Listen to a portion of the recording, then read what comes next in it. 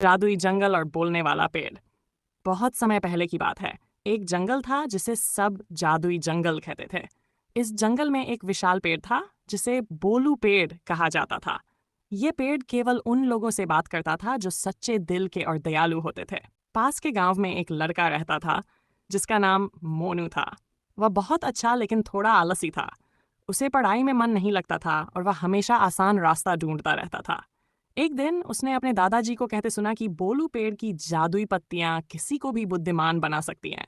मोनू ये सुनकर बहुत खुश हुआ।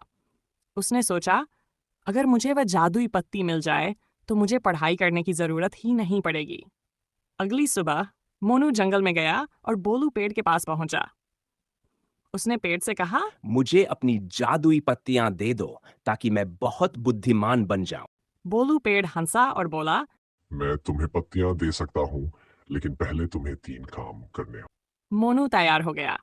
3 परीक्षाएं, दूसरों की मदद। मोनू को रास्ते में एक घायल खरगोश मिला। पहले तो उसने सोचा कि यह उसका काम नहीं, लेकिन फिर उसने खरगोश की मदद की और उसे उसके घर तक पहुंचाया। ईमानदारी, उसे एक पुराना सोने का सिक्का मिला।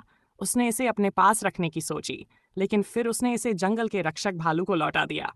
धैर्य और मेहनत, अंत में पेड़ ने मोनू को एक बीज दिया और कहा कि जब तक ये पेड़ नहीं बन जाता तब तक वह हर दिन इसकी देखभाल करे। पहले तो मोनू को ये काम बेकार लगा, लेकिन धीरे धीरे उसे इसमें मजा आने लगा।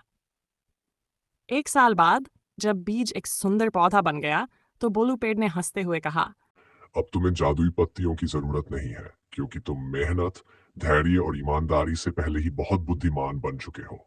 मोनू को समझ आ गया कि सच्चा जादू किसी चीज में नहीं, बल्कि खुद की मेहनत में छुपा होता है।